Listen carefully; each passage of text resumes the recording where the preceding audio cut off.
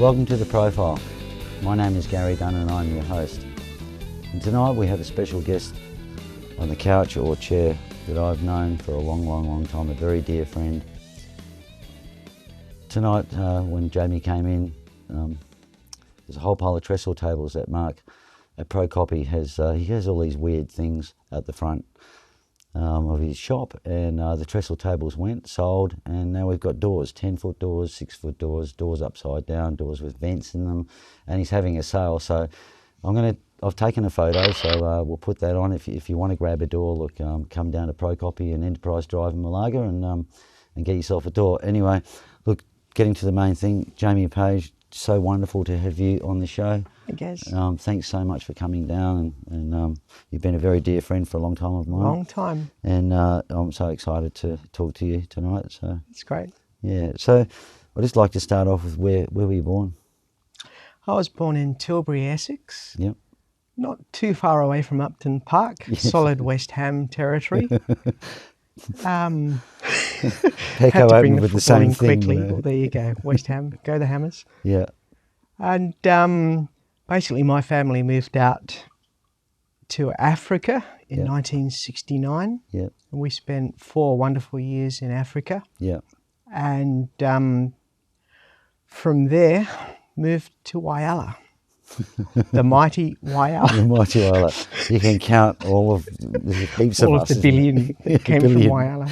Invaded Perth. There was so many great players at every level. Everywhere you turned a corner in Whyalla, there was a brilliant musician. Why do you think that was? I don't know what was in the water at BHP, but there was something. But my gosh, I remember going to guitar lessons at Music Workshop. Do you remember Neil? Yes, Neil. Neil's little shop. And I'd seen a little ad for guitar lessons, so I took my little audition down there, little Kmart guitar. Yeah. And there was Alan McCowart sitting at the counter, sitting there playing all this crazy stuff. I went, oh my God, is everybody this good? Yes. And, then I went, my little lessons, learning Creedence songs, Beatles songs, and got to meet so many great players, Richard Leach, Rob Watson, bass player, Phil Bradley, the awesome drummer, Tony Woodward, awesome singer, Willie Alexander, Frank Dorotich, wonderful drummer. Oh, I went to school with him. And Rob Walker, do you remember Rob Walker? Yes, I remember Rob very well. Oh my God, there was so many. Gavin Chandler, Richard Hart, John McLaughlin, Ron Hay. Remember Ron Hay. We used to see him at the Wanderers. I think Alan McCart might have played with him at one time. More than likely, You played for the Lions, didn't you? Yeah, I played for the Lions. And I played for Whyalla City. We always used to get thrashed by your lot. Yeah, that's right. I think we played against each other, actually. I think you might have been a level above me. No, I don't know about that. You were much better than I was. I was crap. You made it up for it on guitar. I tried. Yeah. I tried to. I remember I interviewed Steve Gard. Oh, Steve. God. Steve was in. He went to Whyalla High School and I asked him, well, God, we used to play, at you guys at soccer all the time because I went to Stewart. And he said, soccer? What's that? He was the odd one out, wasn't he? Yes. The weird one. Yeah, absolutely. So many names from there. So what was your influence, the biggest thing that made you say, or can you remember a point in your life where you went, very much so. Yes. I was in grade 6 in Africa at primary school, and there was a couple of my local friends at the back of the class with a desk up, looking at what I think it must be porn or something because they were so excited about what was in that desk. Yes. So, what's that, guys? They had a set of Yamaha guitar strings. Wow. I was like, really? Guitar strings? You guys play guitar? Yeah. And my friend, his name was James Mvula, wonderful, beautiful person, took me to his house and they had 3 guitars like this and they had pictures of Mark Bolan all over the walls. I fell in love with Mark Bolan. Yeah, same. And everything that went with it. Yeah. But all the kids at school loved guitar. They could mime guitar better than most people could play it. They could do Jimmy better than Jimmy. Yeah. And I just fell in love with it. Right at that point, I was like, this is me. No, I don't want to go back to school. I just want to play guitar. Yeah. Begged Mum for a guitar. She brought one home from the local little music shop. Beautiful. And that was it. I sat there hacking away at it. It sounded like total garbage. Yes. And I just had a belief that this was me. This was my life. Yeah. And that was that moment. Yeah. So, okay, we'll start maybe with when you came to Perth. Sure. What year was that? Yep, I followed the holy trinity of Whyalla persons across. They cut all the grass for across you. the Nullarbor. And me. It was frightening, wasn't it? Now, I think everyone made a beeline for someone they knew. Yes. I remember going to see Rob Watson when he was playing with High Roller. Hey, Rob. Yeah. You know, What are you doing here? What are you doing here? Oh, remember me from Whyalla? Yeah. Oh, not another one. Bugger off. Yeah. And, you know, started over. Yeah. And played with a lot of little bands. I remember calling up for ads in the Sunday Times, as we used to do. Yeah. People used to tell me to PO, you know, Jaime Page, really? Yeah. Jaime Page, he must be bullshitting. Yeah, that's right. But you were. Bang. But that's my name. Yeah. That's my name. Yeah. And so, yeah, I got to play with some cool little bands and including Blues Union with Peter Daly from Hamlet Huff, who was a wonderful, wonderful drummer. Yes. Norbert Folger, he used to be in Stage Fright. Tom Mitchell. Oh, God, so many names. So many names. Yes. That evolved from one thing and another into the shirts with Rob Hartley and Worm and Lindsay Ladigus. I remember good Lindsay. old Lindsay. He Robert Park, Scooter. Funny story about Lindsay. I went to the Cottesloe. They played the Sunday session. And I can't remember what band it was, but I mean, he really impressed me, and I really, that's when I really got serious. I wanted to be, you know, As good as Lindsay. Yeah. And I tell him that, and he laughs at me. I think I saw him at the last Pub Legends gig. He said, "No, not me. I couldn't have been your inspiration," but he was. There you go. Sorry, it's about you, not me. But it's okay. No, we can make it about you too. Oh, it's all right. We've talked for many years about different things.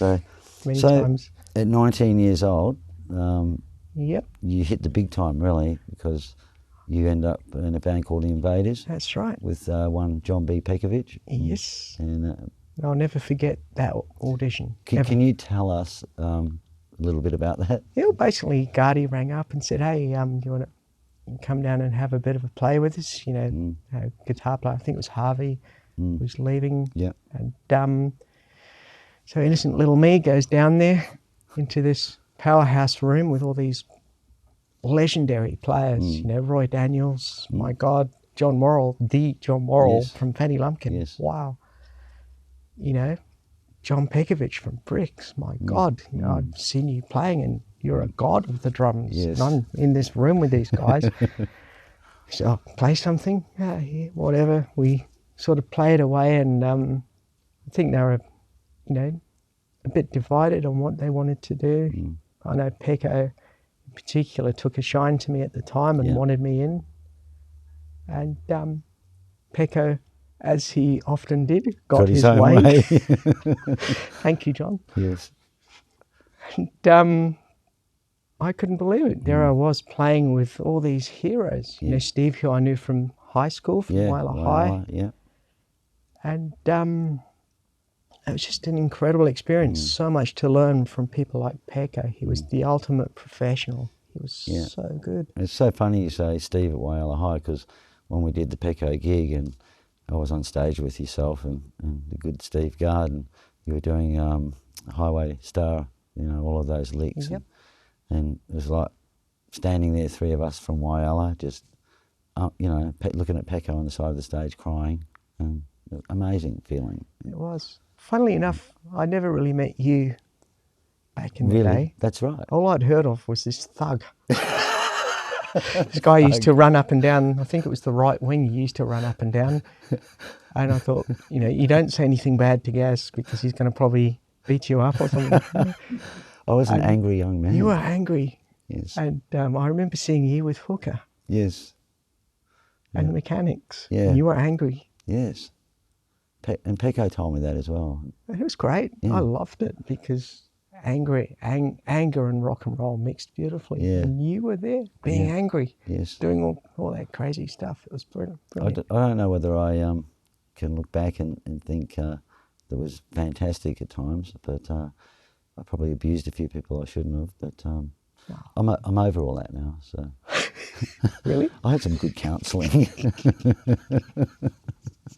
So, okay, can you tell us a story about the City Hotel? It's a very funny story.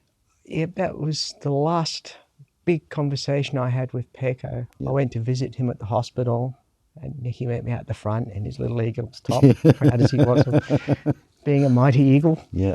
And we went up, he led me up to his room, and we sat there and we started talking about the good old days. Mm.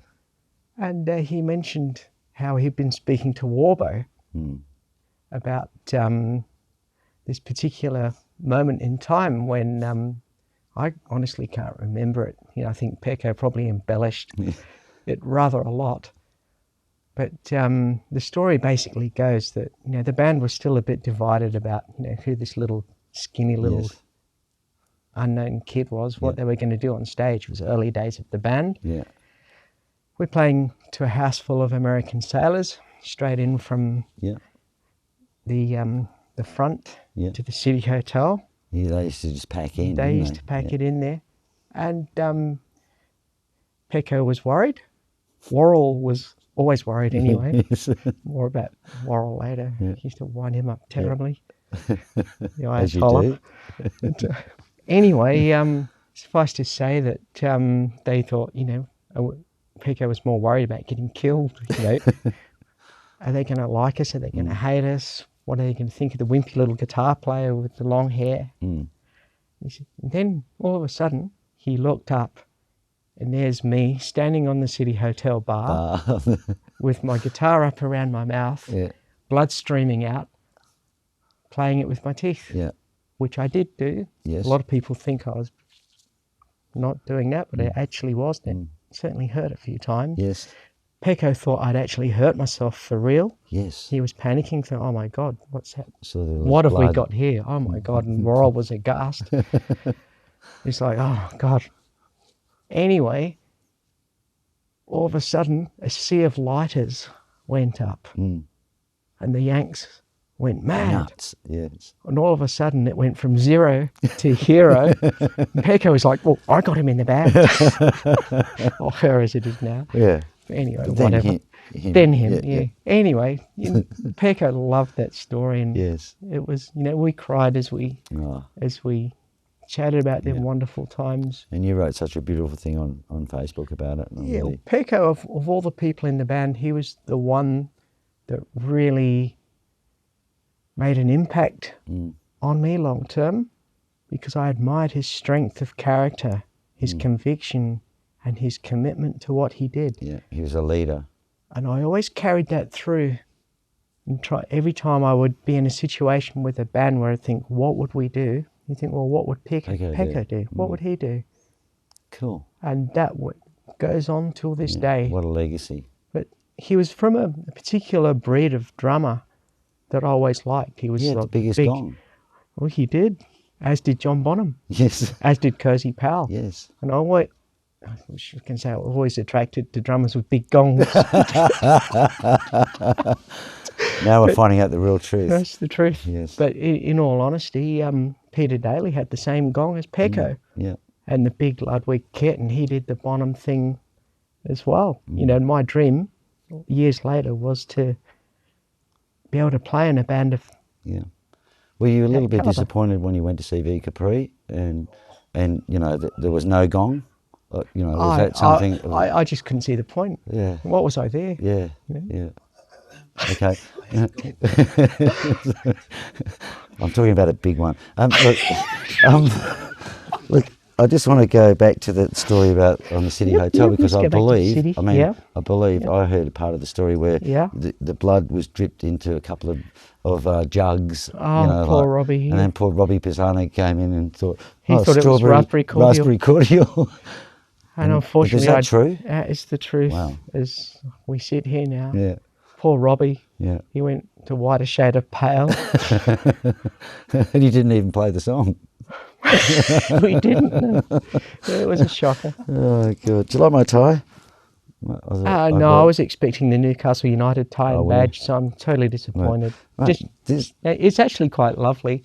This tie was $4.25. I mean, I thought it was great because he normally pays $2.50, $2.95. I've seen a couple of $3.25s, but I've never seen a $4.25. So yeah, but he probably got a pro discount. Probably got a Kip card. So, okay, after that you decided you were going to go to England. Yeah. At age 20. Age 20, yep. And you had a big audition. Can you tell us about that? Yeah, well, basically I went over there with nothing and just opened up the Melody Maker as you did and thought, let's find a gig. Got a lift up to South London to a little rehearsal room. There was about 100, 200 guitar players queued up outside this rehearsal room. Guitar was very big at the time and rock guitar was very popular. And I queued up. And I queued up for hours and hours. Eventually got into the room and the singer turns around to me and says, "Oh, you look like you know what you're doing. You jump ahead quick." Pushed up the front. So I just basically plugged the guitar in and said, "Oh, the song goes like this." And I said, "It's okay. I already know it from standing here for 2 hours." Listening to it. I just went in there, hacked into it and did my... as I would with the Invaders or any other band. I cannot pick up a guitar and not want to tear it up and hack it to pieces. Yeah. And I did that in the Was that audition. anger to some degree? No, it was joy. Joy. It was a joyful expression of love for the instrument. Yes. And ego. Yeah. I had a big ego. And I wanted to express said ego. Suffice to say that I think the singer his name was Dennis Wilcox. He was one of the early singers with Iron Maiden, as it turned out, which was funny because they were one of the bands when I went over there, thought if I could get in a gig like a band like Maiden, I'd be thrilled. It was my ultimate dream. Yeah. So when I found out afterwards that he sung with Iron Maiden, I thought, wow, this is cool. All the other guitarists packed up their gear and gone. Left. I guess you got the gig because everyone else has gone home. Yeah. You know? So we sort of mucked around with that band, which was called Two-Faced. Eventually dissolved into me and Dennis pinching an old rhythm section from an old band of his that used to play at the Ruskin Arms called Gibraltar. Which is near Upton Park, down in dear to your heart. The East End. Very close to my heart. Yeah. Iron Maiden and a lot of them bands started their careers there. Yeah. I was lucky enough to get to play there at the time, which was one of the highlights of my life. Anyway, I booked a trip back to Australia to bring my dear old nan to see Mum and Dad. And we had more gigs booked back in London. But I ran into Joe DeMasi and Brenton Fostyke at Focus Promotions. And Jimmy Lee and Joe said, "Well, why are you going back to England? You got like 3 days to go. Why don't you just cancel it and we'll start a band here and we'll get this, you find a singer, you do this, we'll put the money in, we'll make albums, we'll go and tour, we'll do this and whatever." I thought, okay, well, I had to go back to England, get all my stuff, tell poor old Dennis that the gigs at the Ruskin that I was going to do maybe are not going to happen, which was devastating for him after giving up that band. Yes. But I guess the pull of Brian and Jimmy was too strong. Yes. And Joe and all them guys. Jimmy could be very convincing. He could be very convincing. Yeah, when you put a banana to your head. Was it a headlock or what? What's a tactic did he use? A banana to the head. Oh that was his. That was his thing. Bananas. Yes. You get them. Yes. If you don't do what I tell you. Anyway. And there was other management that were pineapples. But anyway. Brian had to have his thing, didn't he? Fruity. Anyway. Anyway, one thing led to another. I didn't go back. I ended up getting married at the time. Yeah. And Pecco, to his credit, was the best man at my wedding. Yeah. Along with Scooter from Cosmic in later days. Yes. Oh, Robbie. And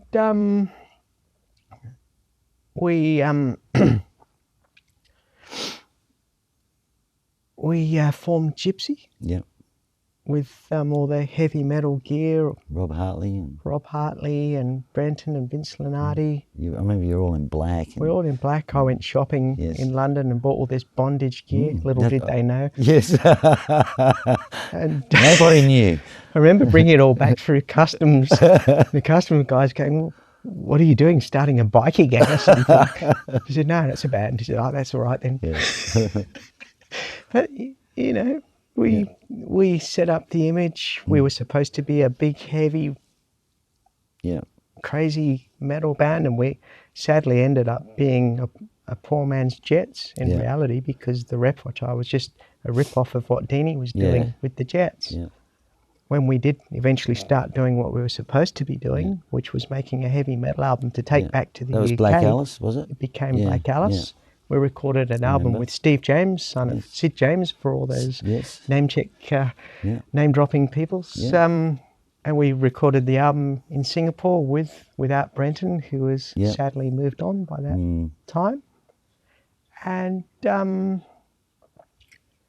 we recorded what was a very good album at the time. It was way ahead of its time, probably 20 years too far ahead of its time in stylistic terms, but it was a great album, great learning experience.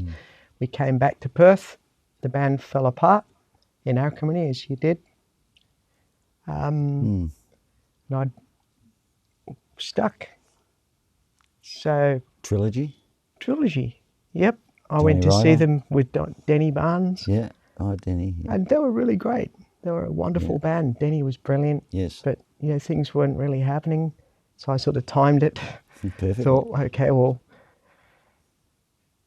you know, went to the herdsman. John come up and says, oh, you want a gig? Yeah, I idolised John Ryder. I thought he was the God's gift to everything. You know, if there's one person in my life I want to play with, it was John Ryder. Joined that band. And musically, it was probably the best thing I've ever done. It stretched the hell out of my playing, made me become a lot better player, but it probably affected me in other ways too. I was going through a pretty weird, pretty difficult time around that period anyway. And by the time we got to recording Life on Earth, I was pretty much spent. And I had to get away. I had to get out of Perth. Yeah. I had to get away from everything. And Brian, the manager from Trilogy, said, look, you know, would you just finish this album before you go, so we've got something that we can work with. So I did. And, you know, I seriously regret not staying with Trilogy, because I loved that band dearly. Yes. But my personal problems were greater than my love of the music in the band, unfortunately. Yep. We went back to England and I started again, because I thought, if I'm going to make it, literally, you know, out of the Pecco playbook, you had to go for it. I didn't want to sit in Perth and die wondering. I wanted to get over there and have a crack. So I did. Just got off the plane, found a flat in South London, ran into a mate and a newsagent who got me back in touch with Steve James from who produced the Black Alice album. He got me involved with a lot of great people, including Charlie Morgan, who played drums with Elton John. There's another name check for you. Wow, thank you. You're welcome. Roger Daltrey told you off, didn't he? He did. Yep, that was all part of that horrible saga. We were working with an Irish band called Driveshaft. Yeah. With a singer named Jerry Lane, who was a fantastic, really hardcore blues rock singer. The story with that band was that Whitesnake, the band, was falling apart at that particular time. Yep. You know, David Coverdale, Whitesnake is another name for the list. Well, you're big roll of credits for this one. And Jerry, the singer, decided that rather than have Cozy and the rest of Whitesnake in his band, he wanted to stick with his mates that he grew up with. Wow. It's a very noble decision. Yep. But it was also maybe the wrong decision. Yeah. But we persevered with it with Steve. Yeah. We tried to turn the band into something. And we did some really good demos, but it never really went anywhere. Anyway, they brought a fella called John Sinclair in to produce. John had played with Uriah Heep. He's a wonderful keyboard player. John went on to work with Ozzy and God only knows who else. Yeah. And we tried to make a go of it. It didn't work. I went to do session work with lots of other Steve James projects because me and Steve got on beautifully well. And I was drafted back into that band as it was falling apart. The manager who worked for Rack Records, which was Mickey Most and all that crowd. Oh, sorry, I forgot about the Deltry thing. Yes. Anyway, we were recording demos with Steve and we're doing guitar parts. You know, I'm loud, as I think Simo will attest, because he was down the front screaming at me to turn down at Wasn't Simo on the dance floor? He was on the dance floor. I think he was rather splattered in front of my amp because it was so bad. Anyway, the phone goes and we were recording next to Roger Daltrey, who was recording his solo album of the time in the big studio. Yeah. And Roger goes, you know, we like tell the guitar player to turn down. It's too bloody loud. Which we thought was rather ironic coming from a member of the loudest band that probably ever existed on the planet. We thought, oh, that's a nice one to... Yeah, Pete Townsend wasn't shy, was he? No, he wasn't shy. He would have been a lot louder than I ever was. Yeah.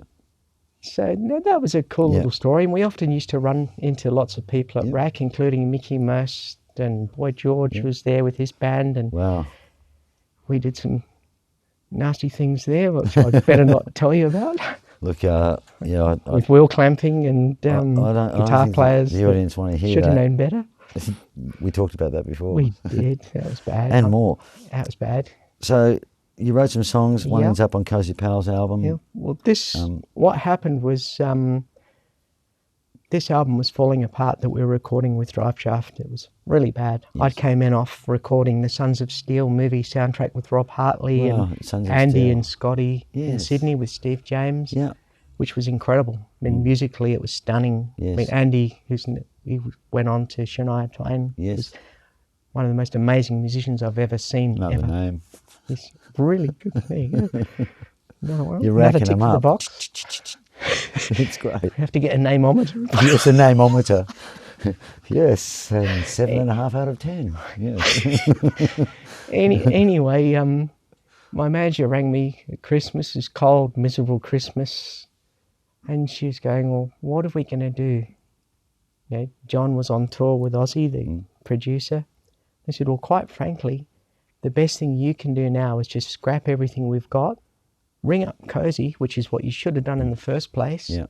Because he's the sort of drummer who will understand the problems with this album. He was like Pecco. He was England's version of Pecco, basically. And he comes in, larger than life, into the studio.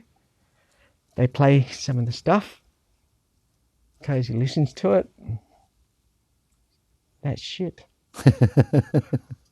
Man, she said, "Why didn't someone tell me?" And I said, "Okay, I'll let that one through to the keeper, but it's okay." Cozy came in, started redoing it, sounded massive, but he didn't want me in the band. He just wanted the singer. Yeah.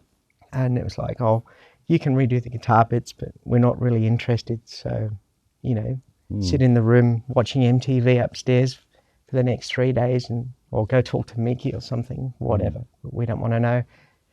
Oh. And anyway, I said, "Look, we've got half an hour left to do guitar." He'd redone the drums with this big Led Zeppelin style drum thing. Sounded magnificent. Neil Murray from Whitesnake was sitting there reading about himself in Kerrang, reading the blog. What have I done at the Marquee this week? Or who am I hanging with? I thought, wow, this is great. He's a lovely, wonderful guy. And Cozy sits down in the room and he goes, "Well, you got half an hour. Play something. Whatever. Because I want to go." So we ran the track. First rhythm track, first take. He looks at me and goes, "Oh, really?" Second track, bang, done. Yeah. "Really? We'll try a solo, shall we?" Yes. So he plays the solo section. He said, "Oh, okay." So if you can just play it with a bit more angst, I think we might be on to this one. Bang, done. He said, oh, can we get another song up? So we roll up another song. We got 10 minutes to go. My dear old Marshall's tubes were starting to die, and the volume was literally noticeably going down. Wow. We finished another song, and he totally changed his demeanour. Yeah. We started laughing and talking about this and that and otherwise, and then Paying him some respect. He started paying me some respect. Yeah. Then we started talking about some of the noise coming from my dying Marshall. Yes. I said, oh, don't worry about it, because, you know, once the track starts, that'll disappear anyway. And he sort of laughed and he says, oh, that's what Richie used to say. It's another name.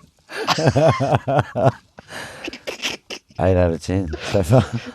You're climbing the ladder. I'm climbing the ladder. It's going to explode in a minute. Nameometer. Anyway, so we had a band. Yeah, great. Cozy changed his mind when you're in. Yeah. We're in. Neil wants to do this. He was in a Japanese band called Wow Wow. Yeah. He was like the tallest by 3 feet. So he looked like a fish out of water. And he said, look, I really don't want to, it's not me, that band. I'm looking for a new vehicle. Yeah. So off we went, Fantastic. armed with new tracks and new hope. Started writing more songs with some other friends of mine that became a part of the project. Didn't Brian May have something to do with that as well? Yep, he came in a little bit later, because what happened was... There's another name. You're really getting up there. Yeah. Anyway, to cut a short story even longer, I'd written a couple of songs with some other guys that I'd worked with who were working with a producer from Go West. It's another name. And we'd done a load of stuff and writing with these guys and working with Charlie Morgan, the drummer, with these people and whatever, and, you know, really high caliber players. Yes. And I'd written 2 songs. First time I'd got a Porter studio and thought I was armed and dangerous. Do you remember the Porter studios? Oh my God. So I'd written 2 songs, first 2 songs on the Porter studio, and I played them to my manager and Cozy. She played them to Cozy, who loved them. And we recorded one of them straight away in the studio. And he decided that he just wanted to do this one song and concentrate on it because he thought it was huge commercial potential. We finished that off and it sounded pretty amazing. His drumming was spectacular. Yeah. The second song got put on ice and got saved for Cozy's upcoming solo album. In the meantime, Cozy had joined Black Sabbath and he'd left Gary Moore, not acrimoniously. And we were told that all the while that it wasn't the real Jimmy Page in this particular band, that we didn't have a snowball's chance in hell of getting signed to any record company, and I was pretty much on the outer. Yeah. So that they went on to looking at other guitar players that had names, you know, people like Vivian Campbell were bandied about. Whoever had a name that wasn't in a gig at the time, you know, so I realised that my game was up. Yeah. And The Last Hope was this one particular song, which sadly Jerry the singer didn't really like. It wasn't him. He never felt comfortable with it. And of all people to like it, Gene Simmons of Kiss liked it. Oh my God. Would you believe? So I was in a band where the singer hated the song. Gene Simmons was interested in signing it because he liked that song and he obviously loved Cozy. So he thought, you know, it could be something, but it all fell apart. And I was sitting there in my bedsit with a new little baby, a band that was sort of dying, a music scene that was changing, grunge coming in, Guns N' Roses, Metallica, death metal, all things that were alien to me. I was much more into the melodic music that came before. I could appreciate all the other things, but it wasn't me. So I'd Bailed. on top of all the other problems I was personally having, which are another story, I decided that was it. I was done. I was toast. And I moved back to Perth and basically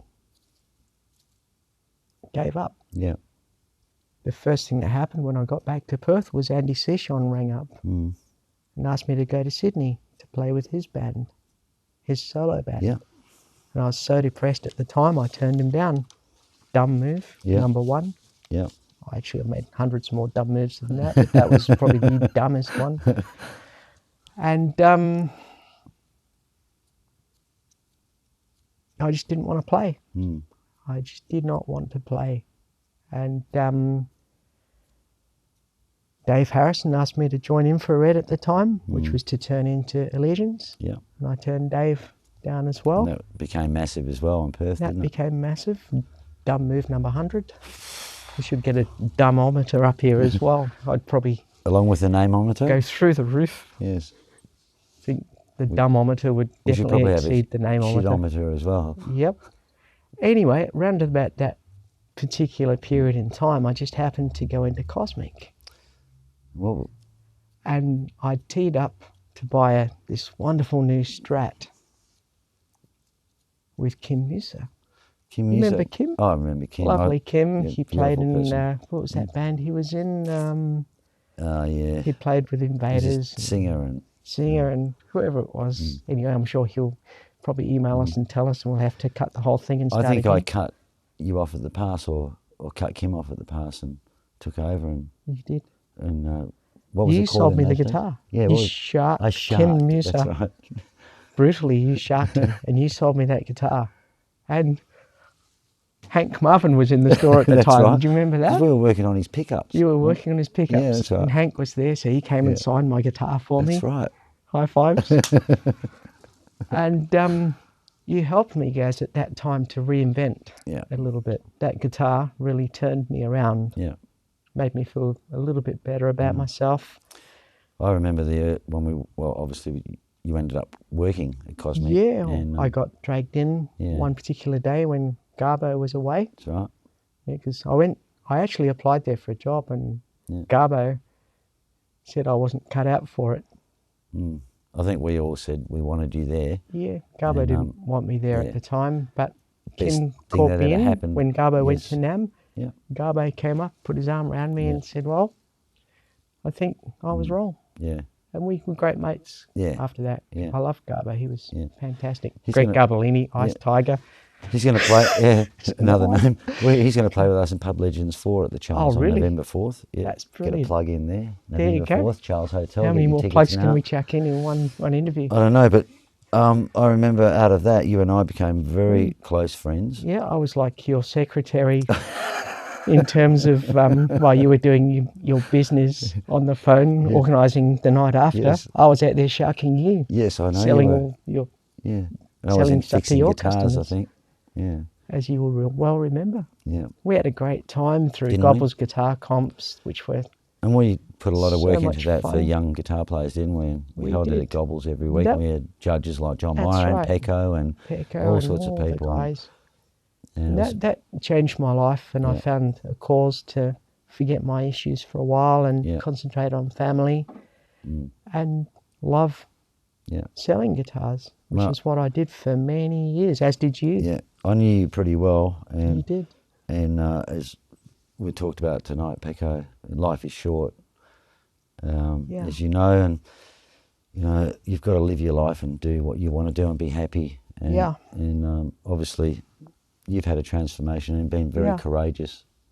Thanks, Gaz. You know, I love you, and I've always said that. You know, and I've supported you. The nice ways, Yeah, because you've always been the same person to me, no matter what. A beautiful person. Except if I sharked you. Well, I'll let the sharking go on. That was all right. But anyway, I was just kidding. Yeah. So sorry. Do you want to talk about that sort of thing? And I'm not afraid to talk about it, because one of the big driving forces for me is knowing the pain that I suffered from childhood all the way through, of being a square peg in a round hole that never ever fit, ever. Yeah. And I knew why, and I could never say anything. So I threw myself into my guitar and my music. That was my salvation. And I hid it because I thought I wanted to be super guitar hero, rock god supreme, whatever. And if anyone ever found out about the real me, my career was done. So you thought no one would accept I thought no one would the real accept you? me. No one would accept me, and I was very scared that people would find out about me. So I was terrified. I was suffering anxiety. I was just a mess. So sad. Terrible, terrible mess. But I threw it into the music. You know, you get up there and play with your teeth and pretend. All the while, funnily enough, even in Invaders, your wardrobe's from Irene White's. You know, and you got long hair, and you're about as, gender non-conforming as you could possibly be without. But no one was aware in those days, I don't think, as well. No one was aware. It's a different platform now. It's a different platform. And essentially, I thought, I've only got one life. And do I live with internal pain and difficulty and die wondering? Or do I grasp it by the nettle and have the guts to be who I really am? I made that decision overnight. Thought after years of denying myself for everything else or everyone else, I thought, no, I said to Kerry one particular night, I said, if I could have one day as the real me and die after one day, I would be happy. That would be enough. And as my psychologist said months later, well, not only did you get that one day, you got the rest of your life to live as you. So, do I care about what other people think about it? No.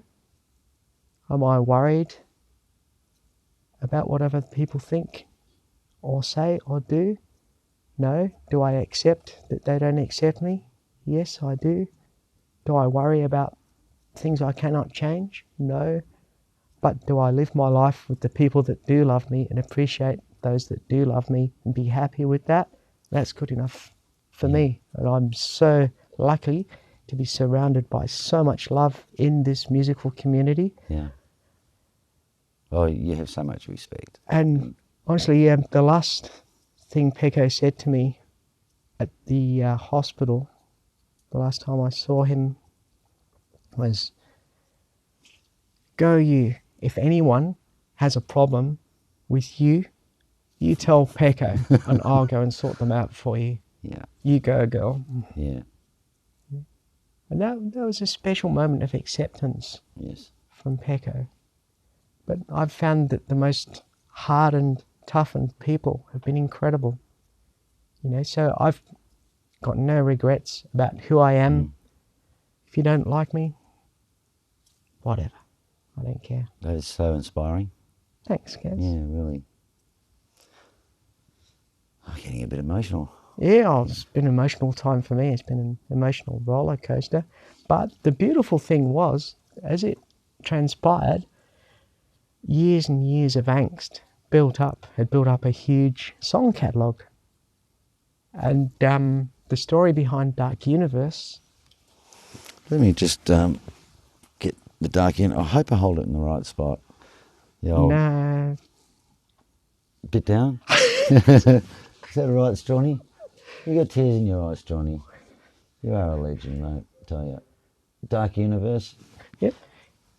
Anyway, the story with this was, as you'll remember, Donna, who was working with us with Big Tom, Tom Tapping. Yeah. the name of it is going nuts. We were doing the tribute to Aussie rock show with Tom and the gang, Pete Borg, and all the gang, whoever was there. And Donna had been diagnosed with MS, as you remember. I guess I took it upon myself to take Donna under my wing and try and nurse her back to health as a musician and do what I could to help Donna. Yeah. And I remember taking her to the Rocket Room where we did this little set with Jeremy Law from Cosmic and a couple of other wonderful lads. And we did this little set at the Rocket Room. I had a car park booked outside with Tony Tony Croce, who Yes. looked after us, and we literally walked Donna in, put her on a chair, got her up onto the stage. We did this blistering little set, and there was just this fire and magic that was still there for Donna. Yeah, and I think seeing both of you together on stage and being a part of the Pecco thing with the girls, and just I was amazed she can't see, you know. She can see a bit. Yeah, she's not too bad. But when I first saw her again, she went, oh, Gary. I think she was starstruck. Yeah, being around starstruck. people like yourself. You know. You're too kind. I know. But Always. Anyway, we get in the van, and I drive Donna home from the show, and she said, "Oh, what have you been doing?" And I had a demo of Deepest Black from the album. I put that on. She sat in the car and started convulsing. Wow. She's going, "Oh my God, I've got to sing this. I've got to do this." And then she had to listen to a few more songs. I started writing more and more and pulling all the songs out of the vault that were all written through this immensely dark period, which is what the album is obviously about. Yeah. And that was the inspiration for what is Dark Universe. Yeah. But the thing with that album, a lot of people think, oh, you know, it's dark, it's heavy, it's deepest, it's black, it's evil, whatever else. It actually isn't. It's about a journey from the dark into the light. There's actually a few nice pop songs, and you've always been melodic. I've always been melodic. And to me, you know, I've loved bands like Genesis and Phil Collins, and a huge fan of Kate Bush and so many wonderful other artists that have nothing to do with metal whatsoever. And when I was putting all this together, I didn't care about marketing it to anybody. It was a labour of love for me to just sit there and go, I'm putting my emotions down. I've learned how to put my emotions into music. That's enough for me. I'm happy. So in a strange way, would you say, well, it may not be strange, but that you've reinvented your career, this whole... That's the irony. Is it transgender the right thing for me to say? Yeah, that was the irony of the whole thing, was that... It's unleashed. I came together with my music and everything else via Dark Universe and put all the pieces together. Yes. I literally deconstructed myself and put myself back together. Wow, amazing. You know? Amazing courage, as I said before. But guitar time. We've got this guitar and we're going to auction it on telethon, and I know I'm not even going to give you a choice because black or white, because I know you're going to sign. Well, normally I choose thing. black. Do you? But I just had a feeling But white stands out more. Yes. So. You know, you deserve more than anyone to be on there, and look, hopefully we can raise a lot of money for telethon with this guitar. Jamie McCanty is going to help us. My best mate Slim, he's doing the Pub Legends gig on November the 4th with us as well. We rehearsed a couple of his songs the other night, and so look, so you started a new album. Yes. Into the Black. Into the Black. That's almost done, which is half the songs were left over from Dark Universe. Yep. And half of them are brand new. Yeah. It's very different. The idea for me with my albums is they all have to have their own character. They all have to be different. Yeah. So, you know, I've always loved that Zeppelin style of going here, going there, trying different things. You've always done different things, because I remember you working with Rick Alcorn.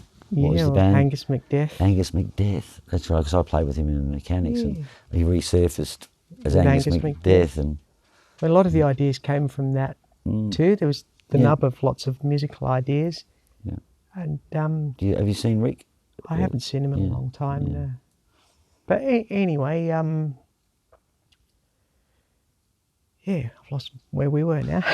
Well, let me just take you on a different path somewhere, shall I? Off we go. Let's go down this path. So, earliest influence by a musician or band? Earliest influence by a real musician would be the Beatles and Jimi Hendrix at the same time on Ready, Steady, Go. Yeah.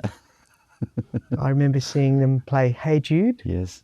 And being fascinated with Paul screaming at the end. I thought, wow, that's really cool. And I love George's hair. Yes. I want you hair fancy like George? No. No. Okay. I was always a drummer boy, drummer girl. Yeah. Oops. So misgendered myself. What would your favourite band be of all time? If Mark Whitehouse don't start. Johnny. Dear, thank God for cutting and pasting. No, there's no cutting. There's no cutting on this show or pasting. Anyway, Jimi Hendrix was the other. I remember my grandmother at the time, we were watching them on Ready, Steady, Go. They came out with all their hair and she was going, oh my God, look at the state of them. I'm sitting there going, and I had the fortune to, when we went back to the UK, to turn up at a house and knock at the door with all the hair and the jackets and everything. The look of horror on her face. Do I know you? Oh, I'm sorry, Nan, but this is me. Okay, Jamie, if you were stranded on a desert island and you could only take one album with you, what would that album be? That's such a difficult question. Absolutely. I'd probably have to take my whole iTunes playlist collection, but I'm thinking about it. I might pick The Hounds of Love by Kate Bush. Wow. Never, that's an unusual choice. Yep, I love the songs. I love Kate. Everything about the way she writes. Did you meet Kate? I've never met Kate. Oh, the name on it to it. Yeah, I wish I had. Yeah. You know, I knew people who'd worked with her, but I had a soft spot for her. I thought she was brilliant, but I have taken so many inspirations from Kate's construction that you'll see all through my stuff. Yeah. Even till today, I still listen to Hips. Well, I've listened to it, and I'll have another listen and see if I can. But you know, I was into the whole Peter Gabriel thing, the Genesis, all the progressive bands. But you know, I have such a wide variety of loves. I love classical music. I can appreciate reggae. Yeah. I love the Mechanics. Oh. Punk, the Sex Pistols. I thought were godlike. Wow. Black Sabbath, Deep Purple. I used to love being spat on in that band. All the guys pogoing in front of me. I remember Broadway Tavern. Yes. The Invaders had to play there, and you were supposed to play there, and you cancelled. And we got spat on by the girls that were abusing us for the fact that you weren't there. Yes. It's like, really? They were angry. They were angry. I was playing angry. I was angry. They were angrier. It was like this. It was bad. Mate, it was bad shit. Bad shit. Anyway, yeah. So, your best Perth band you saw live? $50, and it was PJ Hooker. No, seriously, I'd probably say there've seen so many great bands, really, really so many wonderful bands, but I'd probably say the band that really affected me the most would be Visitor with Tony Cooper. Yes, City Hotel.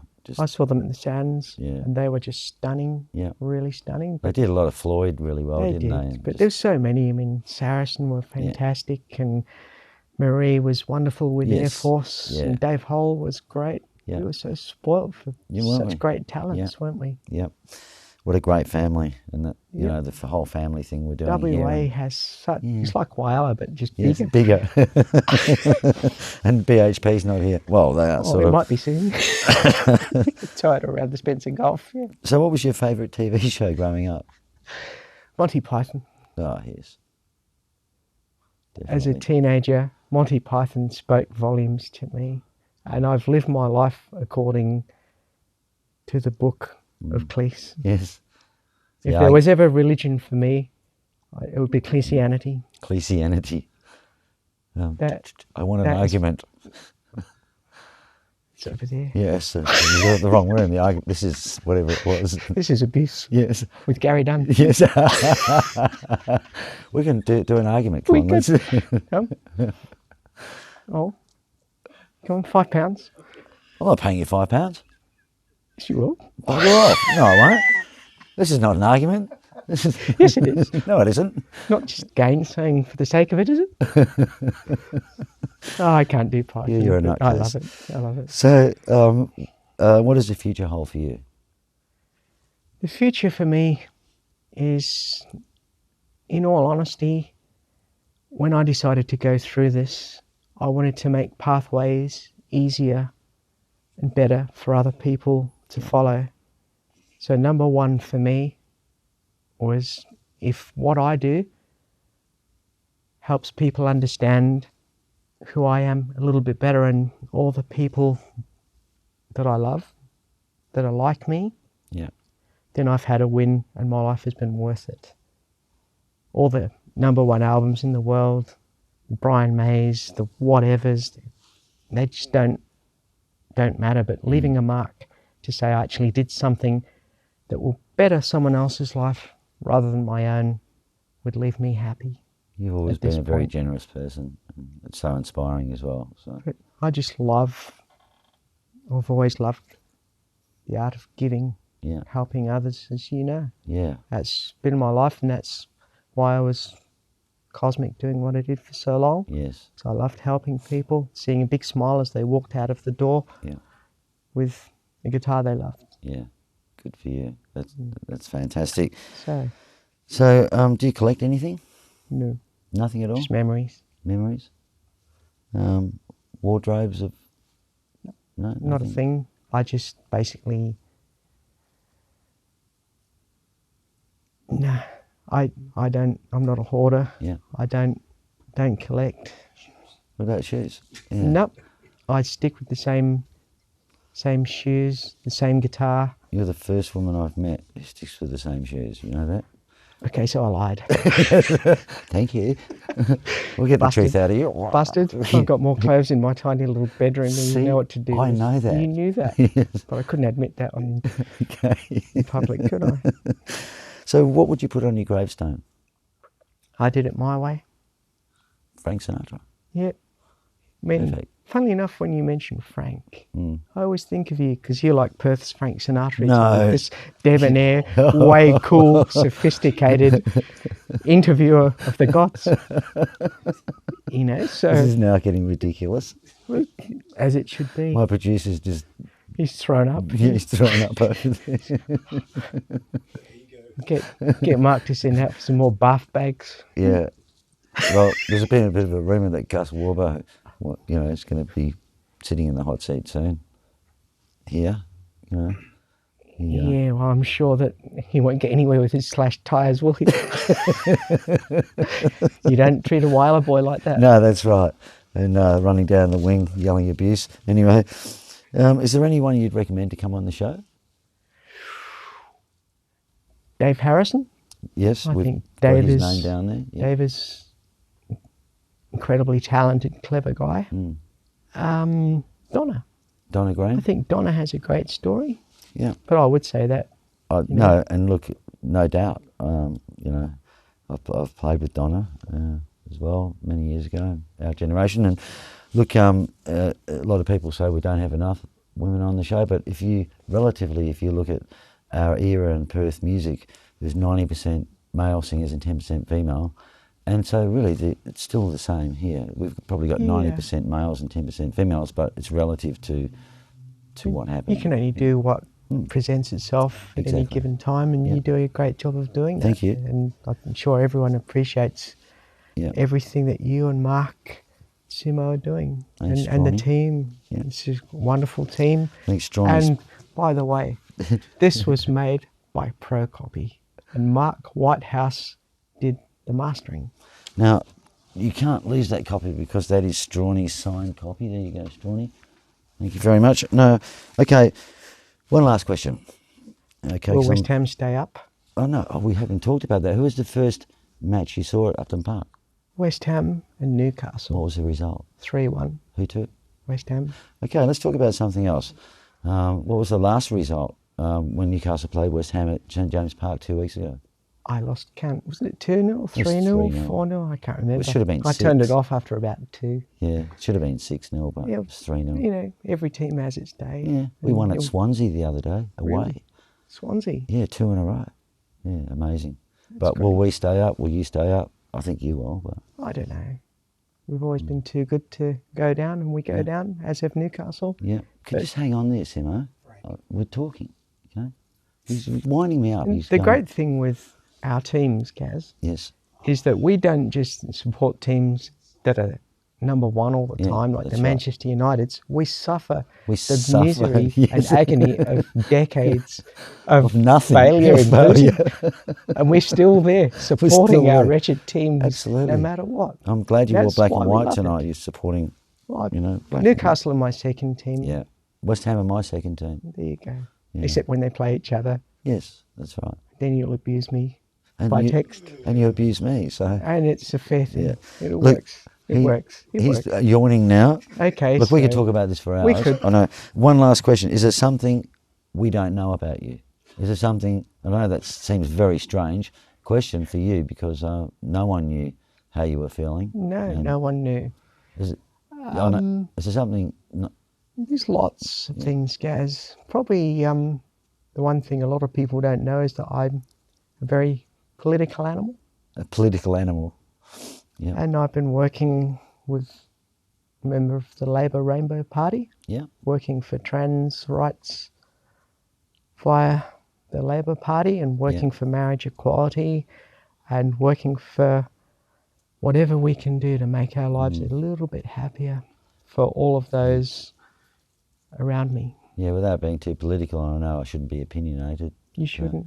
Or neither should I. That whole marriage equality thing is just absolute it's very garbage. Hurtful to those that are the subject of it. To everyone. A lot of people, it doesn't really matter either way, but to us it really hurts. Really hurts to see us put in a situation where the spotlight is on, and the main worry there is for the children, the kids, the young ones, because they're vulnerable. Yes. And to expediently disregard the health and well-being of kids for political expediency is something that unfortunately the Liberals will come to regret sometime in the future. Yeah. No doubt they'll probably, maybe it'll work out okay, but the cost, is it worth it? I don't know. Yeah. I can't count a day that I haven't wished that the plebiscite hadn't gone away and I didn't have to read any more nasty headlines. Yes. So. Yeah, well, I totally agree. It's a waste of money. It's just a waste of time. One thing that I can tell you yes. that they wouldn't want to know yeah. is that in Thatcherite England, when I lived there, I actually campaigned for the Conservatives. Did you? For Margaret Thatcher. What an idiot. Closed all the coal mines. Yeah. In Newcastle mine. I was a class trader, Gaz. Yeah. Isn't that disgusting? Disgraceful. But anyway, look, so nice. So nice. Stop winking at producer. So nice to have you on. Trying to get 5 minutes of extra time to bullshit onto you. Yeah. Just kidding. So nice to have you here. And great. Nice to be here. It's good night from him. You've been and it's good night from me. From her. It's good night from her. Yeah, there you go. Yay. Bye. Wave to the camera and look. Whoops. Shaking a bit of leg there. It's not so cool, is it?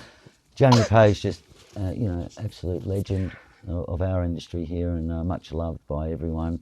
And thanks very much for coming in and spending some time with us and giving us an insight into your journey. And you're so courageous and brave, and I really respect you. Thanks, Gaz. Yeah. We can cut the dodgy bits, can't we? No worries. Thank you. Another episode of The Profile. Done and her. Thank you very much. Bye now. Button off in 3, 2, 1. Well done, Jamie. You are a fucking softie.